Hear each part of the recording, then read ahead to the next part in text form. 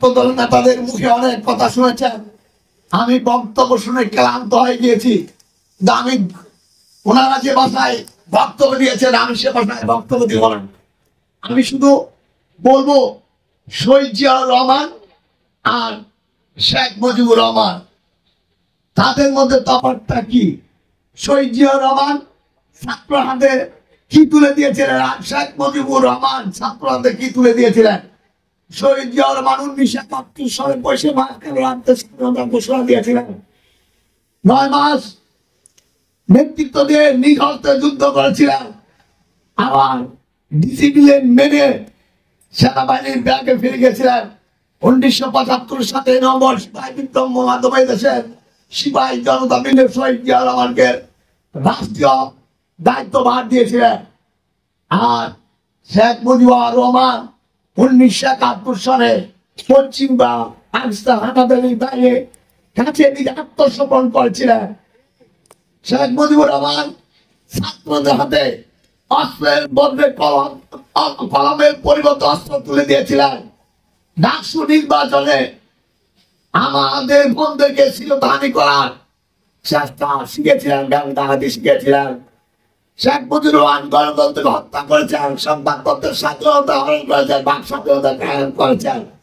আর শহীদ জিয়াউর রহমান দলের রাষ্ট্রীয় দায়িত্ব পেয়ে বহুদলীয় গণতন্ত্র প্রতিষ্ঠা করেছেন, সার্ককে প্রতিষ্ঠা করেছেন, সংবাদপত্রের স্বাধীনতা ফিরে দিয়েছেন, বহুদলীয় বহু দলকে রাজনীতি করার স্বীকৃতি দিয়েছেন। আজকে শহীদ জিয়াউর রহমান রাষ্ট্রবাদ ক্ষমতার কারণে আওয়ামী লীগ পুনঃপ্রতিষ্ঠা পেয়েছে। আজকে শেখ হাসিনা আপনার দেশের প্রধানমন্ত্রী হতে পেরেছেন, আপনার বাবাও প্রধানমন্ত্রী হতে পেরেছিল, কিন্তু আপনার অকৃতজ্ঞ। আপনার কথায় কথা বলেন বিএনপি ক্যান্টনমেন্ট থেকে সৃষ্টি হয়েছে। ক্যান্টনমেন্টে সৃষ্টি হওয়ার পরও শহীদ জিয়াউর রহমানের ভিতরে যে সততা ছিল, যে দেশপ্রেমিক ছিল, যে মেধা ছিল, শেখ মুজিবুর রহমান রাজনীতিবিদ হয়েও সেটা উনি দিতে পারেন নাই। কারণ যখন পশ্চিম পাকিস্তান ছিল স্বাধীনতার পূর্বে উনি খাদ্যমন্ত্রী ছিলেন। ওনার খাদ্যমন্ত্রী থাকাকালীন দুর্নীতির কারণে ওনার সাজা হয়েছিল। কিন্তু শহীদ জিয়াউর রহমানের রাষ্ট্রীয়ভাবে ক্ষমতা গ্রহণ করার পর 3.5 বছরে তার অনুবেক্ষণ যন্ত্র দিয়েও খুঁজো তার কোন দুর্নীতি পাননি। শেখ মুজিবুর রহমান ক্ষমতা থাকার পর ঢাকার অভিলাষ জায়গায় 32 নম্বর ধানমন্ডিতে বাড়ি করেছিলেন। আর জিয়াউর রহমান মৃত্যুর পর বিচারপতি আব্দুল সাত্তার 1 টাকার বিনিময়ে তার ওই যে কোয়ার্টার ছিল সে কোয়ার্টারে থাকার জন্য বেগম খালেদা তারেক রহমানকে তার জন্য অনুমতি দিয়েছিলেন। অতএব শহীদ জিয়াউর রহমান যেখানে সফলতা, শেখ মুজিবুর রহমানের সেখানে ব্যর্থতা। বেগম খালেদা জিয়ার যেখানে সফলতা সেখানে ব্যর্থতা। রহমানের যেখানে সফলতা, জয়ের সেখানে ব্যর্থতা। আজকে এ দেশ দুর্নীতি ভরে গেছে, লুটপাটে ভরে গেছে, মা বোনদের নিরাপত্তা নাই, ছাত্রদের নিরাপত্তা নাই। আজকে 1952 থেকে 1990 পর্যন্ত ছাত্র সমাজ যেভাবে জেগেছিল, আপনাদেরকে সেভাবে জাগ্রত হতে হবে, আপনাদেরকে আন্দোলন দায়িত্ব নিতে হবে। আমার ছোট ভাই রাজীব বলছে যে আপনারা সামনে থাকবেন, আপনার সামনে থেকে গুলি খাওয়ার প্রয়োজন নেই। আমরা বৃদ্ধ বয়সে সামনে থাকতে চাই, আপনারা আমাদের পাশে থাকবেন, নলে পিছিয়ে থাকবেন।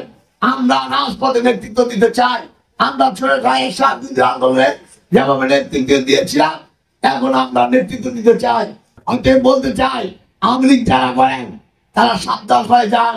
কারণ ওই সাবেক আইজি বেনজির আহমেদ আজকে বাংলাদেশ ছেড়ে পালিয়ে গিয়েছে। আজিজ পালানোর জন্য পথ খুঁজছে। অতএব আপনাদেরকে পালানোর জন্য আপনার পথ খুঁজছে। অতএব শরীরা প্রস্তুত থাকবেন, যে কোনো সময় এই প্রতি সরকারের চূড়ান্ত পতন আন্দোলনের ডাক আসতে পারে। সে আন্দোলনে আমরা সবাই রাজপথে থাকবো। ছাত্র দলের নেতা ভাইদেরকে বলতে চাই, আপনারা চেইন অফ কমান্ড মেনে চলবেন। ছাত্র দলের 3টি মূল মন্ত্র আছে, শিক্ষৈক্য প্রগতি। এই 3টি মূল মন্ত্রের মাধ্যমে আপনার ছাত্র দলের কে এগিয়ে নিয়ে যাবেন। আজকে অনেকে ছাত্র দলকে নিয়ে হিংসা করে, অনেক অন্য অন্য সংগঠন করে ছাত্র দলকে নিয়ে হিংসা করে, অনেকে আজাদকে নিয়ে হিংসা করে, কিন্তু আজাদের মতো মনের এত অপরের মন অধিকার অর্জন করেন। আজাদ বাংলা 4,000 নারায়ণগঞ্জ দেয় বাংলাদেশের 64 জেলায় অনুপ্রেরণা রয়েছে, তার সহযোগিতা রয়েছে, জাতীয় পর্যায়ের সহযোগিতা রয়েছে। তারেক রহমান বেগম খালেদা জিয়া তাকে বিশ্বাস করেন। আজকের যারা আজাদের সাথে প্রতিহিংসা করেন, তাদের সাবধান করে দিয়ে বলতে চান আজাদকে নিয়ে হিংসা করবেন না, প্রতিহিংসা করবেন না। আজাদ নারায়ণগঞ্জের লক্ষ লক্ষ ছাত্র যুবক এবং বিএনপি নেতাদের অনুপ্রেরণায় এবং স্পন্দন, যে দিন রাত নেতা কর্মীদের পাশে থাকতে চায়, যে দিন রাত আন্দোলনের নেতৃত্ব দিতে চায়, সে আজাদকে নিয়ে যারা হিংসা করেন, আমি মনে করবো তারা বিএনপিকে ভালোবাসেন না, তারা শহীদ জিয়াকে ভালোবাসেন না, তারা খালেদা জিয়া বাসেন না, তারেক জিয়াকে ভালোবাসেন না। অবশ্যই আমি আবারও ছাত্র দলের নেতা কর্মীদেরকে আগামী আন্দোলনে আমাদের রাজ্য এবং তারেক রহমান যে গান দিবেন সেটাকে আপনার সারা দিবেন।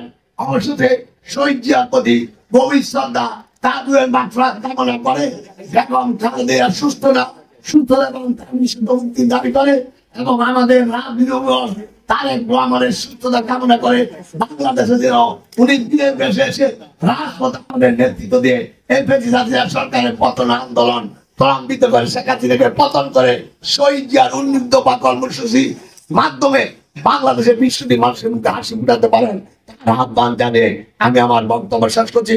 খোদা হাফেজ। বাংলাদেশ জিন্দাবাদ। শহীদ জিয়া অমর হোক। বেগম খালেদা জিন্দাবাদ। তারেক